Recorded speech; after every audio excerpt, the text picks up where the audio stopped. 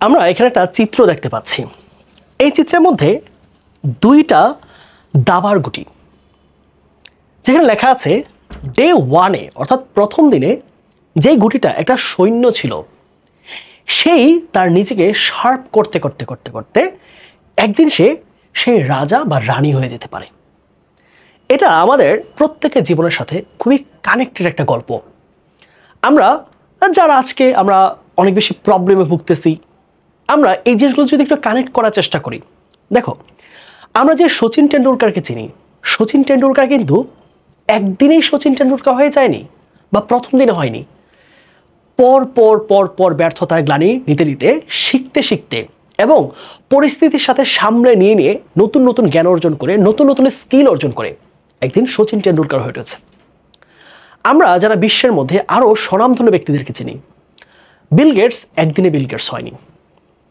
আরও যেই শক্তিমান খেলোয়াড়রা রয়েছে, শক্তিমান গায়করা রয়েছে, শক্তিমান নায়করা রয়েছে, ভালো লেখকরা রয়েছে, তারা একদিনে তাদের সেই ভালো অবস্থানে যায়নি। আমরা যেই রবি ঠাকুরের কথা চিনি, রবি ঠাকুর কি জীবনের প্রথম যেই উপন্যাস লিখেছিলেন বা গল্প লিখেছিলেন তার জন্য কি নোবেল পুরস্কার পেয়েছেন? পাননি। তিনি অনেক বছর উপন্যাস লিখেছেন, অনেক জিনিস শিখেছেন, এবং সেই জানা জ্ঞানগুলো দিন দিন দিন দিন যখন একে একে একে একে জমা হয়ে হয়ে যখন অনেক বড় হলো, তখন তার যে গীতাঞ্জলির জন্য কিন্তু তিনি নোবেল পুরস্কার পেয়েছেন, এশিয়ানদের মধ্যে প্রথম। ঠিক একইভাবে কাজী নজরুলের কথা যদি বলি, ঠিক একই রকম আমাদের প্রত্যেকটা জিনিস যদি আমরা চিন্তা করি, একটা বড় যে বুর্জ খলিফা, এত বড় একটা বিল্ডিং, সেটা কি একটা ইটেই হয়ে গেছে বা প্রথম দিনই বানানো হয়ে গেছে? না, সেই বুর্জ খলিফা প্রথম দিনে খুবই ছোট ছিল, কিছুই দেখা যায়নি, কিছুই বোঝা যায়নি, কিন্তু তার অর্জন একের পর এক ইট গাঁথনির পর পর পর পর পর পর যখন একের পর ইট যখন গাঁথনি তৈরি হয়েছে, এক সময় গিয়ে সেটা অনেক বড় হয়েছে। আমরা আজকে বিশ্বের বড় সুনামধন্য খেলোয়াড় চিনি ক্রিশ্চিয়ানো রোনালদো, যার নামে পুরো পর্তুগাল দেশটাকে চিনে। কিন্তু রোনালদো কি শুরুতেই বা প্রথম দিনেই কি এত ভালো খেলতো না। আমি নিজে দেখেছি রোনালদো খেলা, তার ড্রিবলিং বলি, তার যেই অন্যান্য যে স্কিলগুলো ছিল সেগুলো অত সুন্দর ছিল না, অত ভালো পারফেক্টলি ছিল না। কিন্তু রোনালদো এই তার স্কিল অর্জন করতে করতে করতে করতে একটা সময় এমন পর্যায়ে নিয়ে গেল যে এখন বিশ্বে যে সর্বোচ্চ গোল করার রেকর্ড সেটা ক্রিশ্চিয়ানো রোনালদোর। তার হাত ধরে রিয়াল মাদ্রিদ পরপর 3বার চ্যাম্পিয়ন্স লিগ জিতেছে। তারা বুঝতেই পারছো যে মানুষের জীবনের সফলতাগুলো প্রথম দিনে হয়ে যায় না, সে অভ্যাস করতে হয় প্রথম দিন থেকে, সাহস করতে হয় প্রথম দিন থেকে। সেই প্রথম দিনের সাহস, কাজ, একের পর এক যখন মানুষ একই অভ্যাসের ওপর, একই কাজের উপর সে প্রতিনিয়ত প্রচেষ্টা করতে থাকে, সেই মানুষটা কোনো একদিন গিয়ে এত বড় হয়ে ওঠে। আজকে তোমাদের জন্য কিছু কথা বলি। তোমরা যে স্টুডেন্টস রয়েছে আমার, তোমরা অনেক পড়া জমিয়ে রেখেছো, অথবা অনেকেই ভাবছো যে পড়াশোনা হচ্ছে না, কি করব। তোমাদের অবস্থান আজকে ঠিক এই জায়গাটায়, ডে 1-এ। শুধু স্টেপ নাও। তোমার কাজ হচ্ছে তুমি একটা সুন্দর প্ল্যান করে স্টেপ নাও যে আগামী 2 বছরের মধ্যে, তোমরা যারা ফার্স্ট ইয়ার পড়াশোনা করছো এইচএসসি, অথবা যারা এখন কলেজে সেকেন্ড ইয়ার পড়াশোনা করছো, যে আমার টাইম আছে কতটুকু। আমার যদি টাইম থাকে হাতে, আমার হাতে 1 বছর টাইম আছে, 1 ইয়ার, অথবা যদি আমার হাতে টাইম থাকে যে 3 মান্থস, হ্যাঁ, যে কোনোটাই হতে পারে।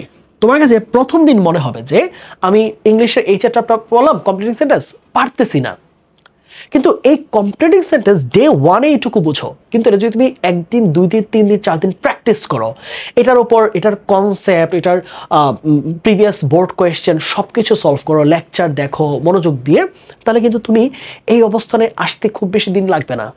কিন্তু সবচেয়ে কঠিন এবং চরম বাস্তবতা কি জানো?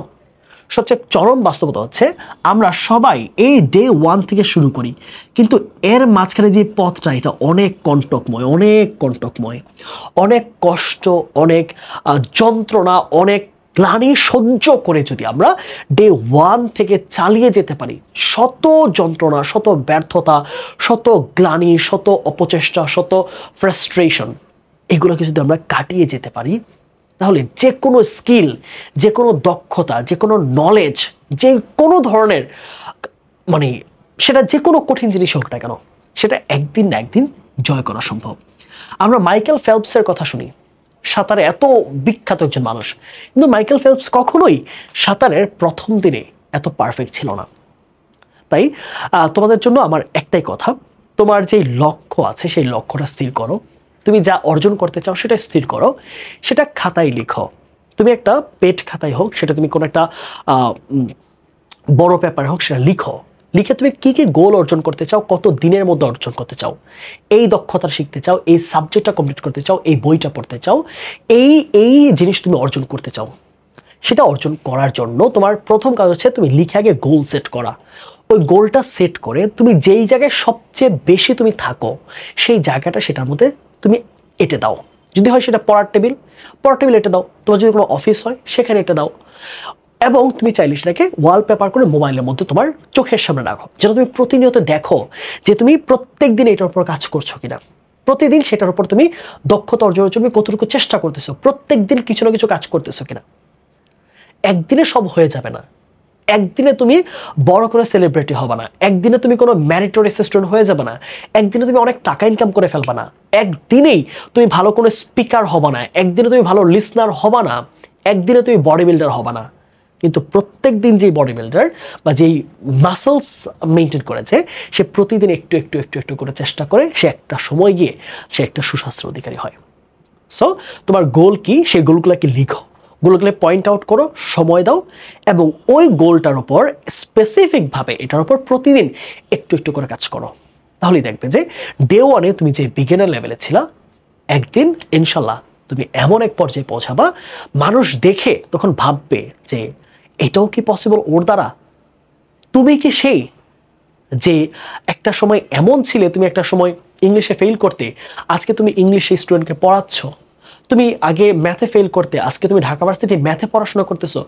এই যে ট্রানজিশনটা, এটা দরকার, এটা হওয়া দরকার, এটা চাই আমরা সবাই। তবে এটা হওয়ার জন্য যে পরিশ্রমটা, যেই রিল্যান্টলেস কাজ করা যে অভ্যাসটা, যেই একেবারে কন্টিনিউয়াসলি একটা প্রচেষ্টাকে প্রতিনিয়ত ধরে রাখার যে চেষ্টাটা, সেটা আমরা সকলে হয়তো করতে পারি না।